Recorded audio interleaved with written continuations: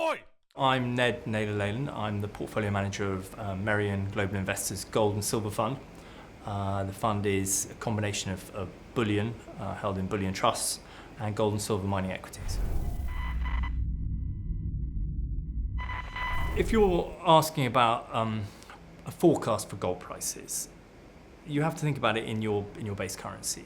And actually for a lot of investors, because they're not taught about gold, and gold sort of lives under the table as this kind of strange esoteric subject, investors, even professional investors, struggle with this problem. So people based in London look at gold in dollars, which is just completely unhelpful. So my outlook for gold is always a 12-month and longer time frame, because I think that's the way you need to think about it. And it's based on gold's actual positioning, which is in the cash and bond market. People get very excited about what may or may not be happening in equities, but of course gold is a cash money instrument, and it behaves inversely to dollar real yields. That's to say, it's not about inflation on its own, and it's not about rates on its own, but it's about the relationship between the two. And right now we have, depending on who you speak to, 3 or 4 hikes still priced in on a forward-looking basis. And I tend to say that I think it's more likely we're going to get less than that than we are going to get more than that. But I look at the Barclays Bloomberg 7 to 10 year real yield index as a key forward-looking measure of what's happening in cash, or rather, let me rephrase that, what the bond market thinks is happening in cash. But I think that therein lies the investment case for gold, really, which is there's a huge difference between what the bond market is pricing and what participants actually believe. And I think that that's the way to think about gold. So to dig into that slightly, if you look at that index, it's suggesting that a dollar will be worth between 100 cents and 101 cents 7 to 10 years in the future. But when I anecdotally poll investors and potential investors in my fund about what they think the purchasing power of a dollar will be on that forward-looking basis 7 to 10 years, they will, to my surprise but delight too, actually come up with an average number of 50 cents. So investors seem quite clear that the dollar and sterling and anything else is losing purchasing power a lot faster than the screen suggests, but yet when it comes to actually investing and what the bond market itself says on the screen, it's still at 101. So my thesis for gold here in terms of dollar pricing is that there's a big problem here between 101 and 50. Now, at what speed are we going to see that 101 head to 50? It's not, in my view, not going to go the other way. I'm not sure. But at the moment, with still several hikes priced in, and a very rosy perspective as to what central banks can do in an environment where clearly, we've had an incredible unleashing of credit through the system consistently for 20 years. I think gold is in a very good place to rally considerably once the bond market, the cash market, people who are holding these instruments start to become nervous about their loss of purchasing power. I think there's a flaw, because they've been forced in an environment where really things have been very, very loose for a very long time. They've been forced to hold the bond market's head up by promising things that they can or can't deliver. I mean, so far they have delivered. I mean, they delivered it on a very delayed basis, by the way, because there was about 4 years where they talked about rate hikes and didn't do anything. But the bond market was a good compliant puppy and did what it was told back then, before actually anything was delivered. So I think the flaw is more just the relationship between the bond market and the central bank. It can't be any more compliant than it already is. I suppose that's the way I see it. At some point the bond market is likely to say, even if it's gently, I'm not sure that we can continue to do these hikes, or that these hikes are actually beneficial, that there might not be some big macro problem created by doing it. So I think that that's really where the flaw comes from. It's this relationship between central bank and bond market. It's so tight that I don't really see how it can force real yields any higher than is already priced in.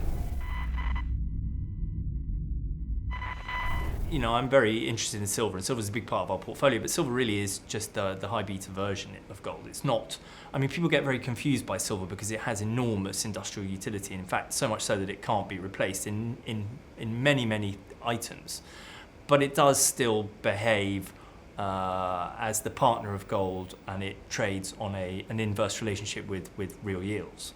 So look, my thing about silver is I think in portfolio construction terms, it's very sensible to utilize that beta within the portfolio, because it actually ends up meaning I can buy larger stocks than I would otherwise need to buy to get that return profile in my portfolio. But the truth is that silver at some point is likely to decouple, I think, because I think that the just-in-time delivery system of the bullion banking world for silver might start to become a problem for industrial users. They might become nervous and they might seek to grab whatever physical inventory they can get hold of. And at some point, I think that will decouple. But for now, it's just a pure way of accessing return profile in the fund. And I think if you're going to invest in gold, you should always think about silver alongside it. We combine bullion, gold and silver, with mining equities. One of the reasons for that is I think that gold and silver stocks can be quite illiquid. In fact, they can be very illiquid depending on market conditions. And I think that investors are interested in both bullion and mining equities. Mining equities are a real investment. Gold and silver mining equities are active investment. Whereas for me, physical gold and silver is money. It's not an investment. What it is sound money that doesn't degrade. It's very important, and it provides like a cash buffer within my portfolio. But I think that the mining equities are the active investment in the space. Now, having said that, they've been horrible for a long time. There have been very short periods where they've done very well. But really, they are suffering from a very, very big and very important structural problem to do with the misreporting of inflation. And I think it's a very profound observation that inflation is much higher in real terms than the statistics infer. There's plenty of evidence for this if one bothers to dig into it. And I think that if you think about a gold and silver mining company as selling something which is priced off inflation on the screen, because of course gold and silver price off real interest rates, and real interest rates take into account the formal data on inflation. So they're selling something which is pegged to Bloomberg, as it were, whereas their costs are not. Their costs are real. Their costs are rising in a much more secular, structural way based on the real inflation rate in the real economy. That's creates a horrible investment case for gold and silver equities, which is probably not what I should say, seeing as I invest in them. But that's also where the opportunity lies for me, because we've had 20 plus years of this problem being in place in the sector. And I think that what's happened is we've ended up with now really profound operational gearing built into the stocks. So long as you buy quality, you don't go chasing racy ones, there's an enormous amount of operational gearing to rising gold and silver prices available in there.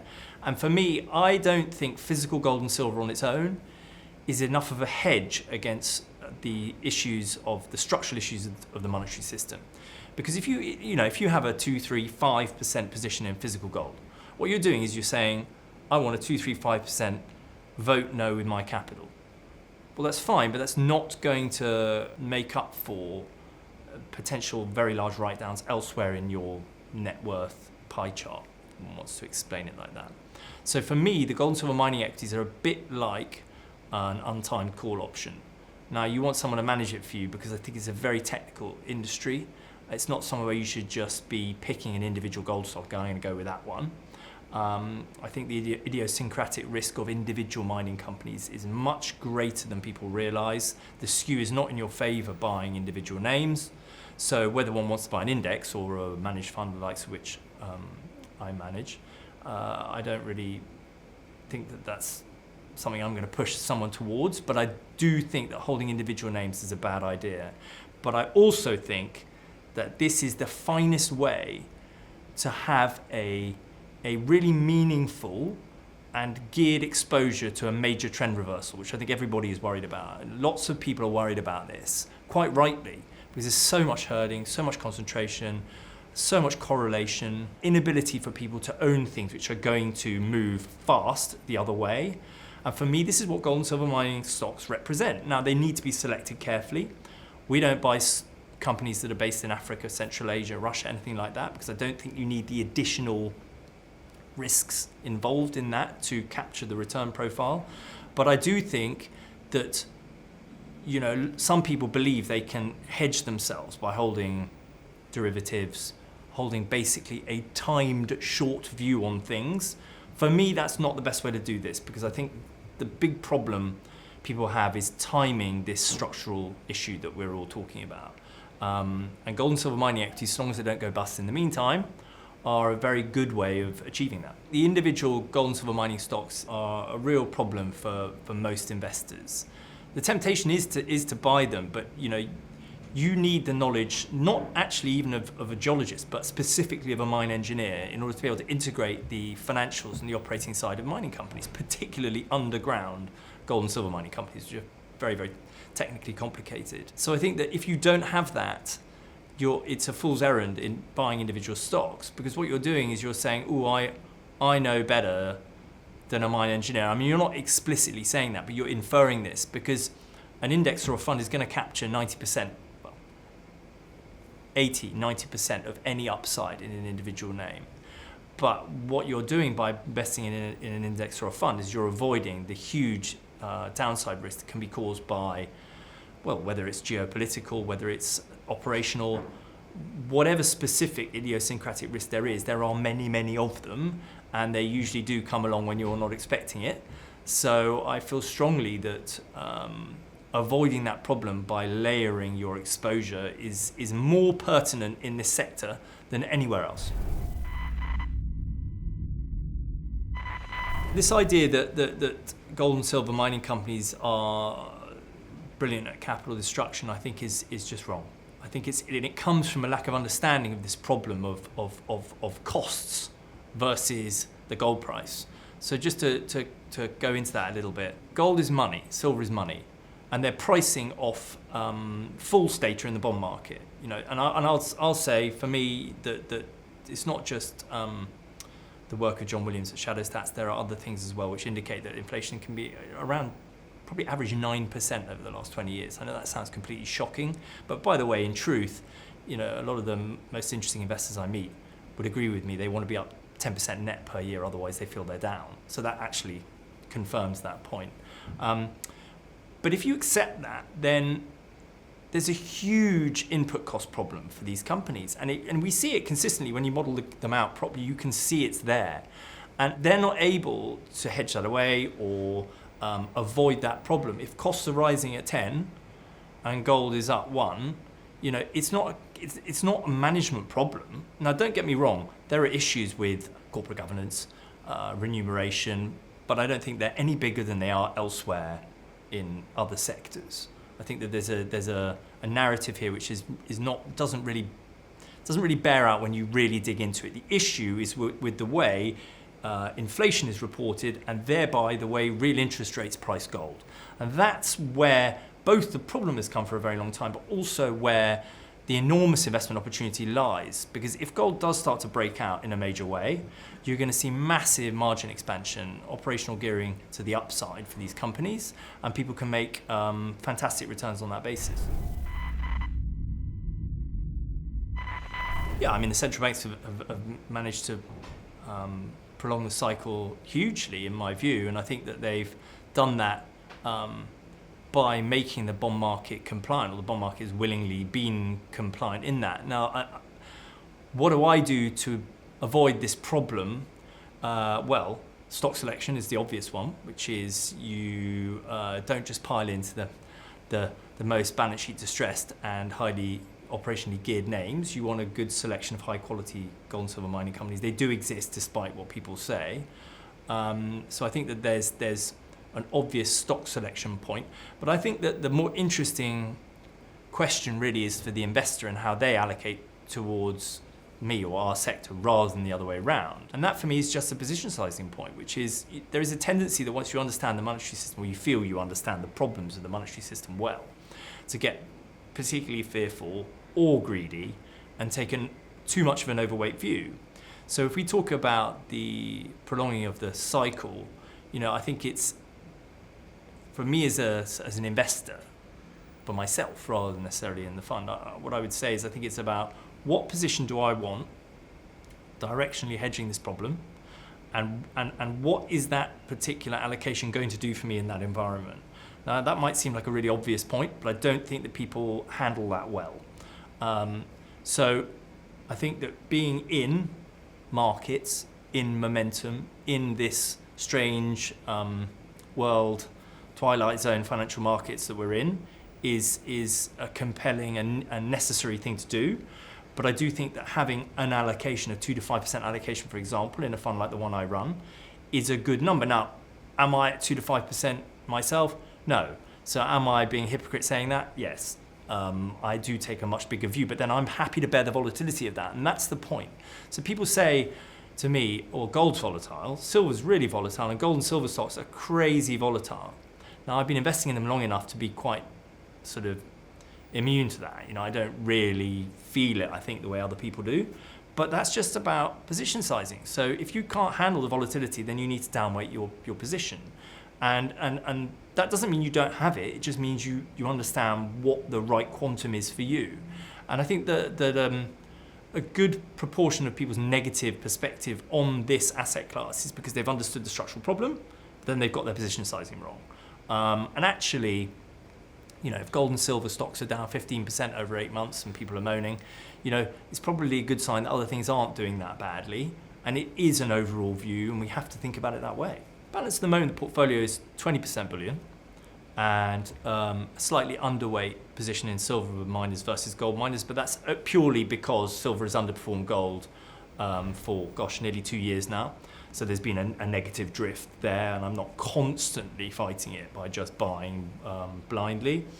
But broadly, the positioning remains the same. I mean, if the sector really started to signal very bearish for me, then I would go higher in bullion, and I would sell some of the operating mining companies to own royalty and streaming companies, because generally they do quite well in a difficult environment for dollar gold prices, mainly because they get to buy more streams and royalties from distressed operating companies. But for now, I'm still in position, about 20% in physical and the rest in the miners. The sector does badly from here if we get even more tightening that's priced in. Now, I don't buy that narrative. Some people do, and it could happen. But I think there's so much bad news priced in. And there are actually some really good news stories. One of the particularly good news stories for me in the gold and silver mining equities is the really quite exciting change in the way mining is happening. So, for example, the introduction of tech. Now, don't get me wrong, gold and silver mining companies are about the last people to change what they do. But it is happening. You'll be seeing lots of small incremental changes to mining processes, whether it's the use of drones in surveying of open pits, whether it's driverless, automated haulage, whether it's improvements in milling, grinding. There are lots and lots of small changes. I think all of these are going to drive big operational improvements over the next 2 to 5 years. Now, I will admit, this is at the margin, but I think it's very interesting, and I think it's a big change for the industry. So I think that that's something very positive to look forward to. But overall, we're in an environment now where real yields are where they are. We should see a shift back to the norm, a closing of the gap between 101 and 50. I don't know what can be a catalyst to do this. There are many things that are lurking, I think, which can drive people away from this narrative of tightening of central bank balance sheets. I'm not sure what's going to do it, but I think something is coming at some point over the next 12 months, which will make people question the ability of central banks to continue to do that. Okay, so 2008 often gets referred to, but we're not there anymore. And it's different this time point. It's very, very clear what happened to me. If you look at the real yield index I referred to, what you will see is before QE was mentioned, we were in a deflationary collapse. That meant that money on deposit, dollars on deposit on a forward-looking basis were, according to the bond market, gathering purchasing power just being sat there. Now that is not good for the dollar gold price. So the dollar gold price went down nearly 30% or 30% in very short order during 2008, before this new wonderful world of QE was even discussed openly. The moment that happened, it turned.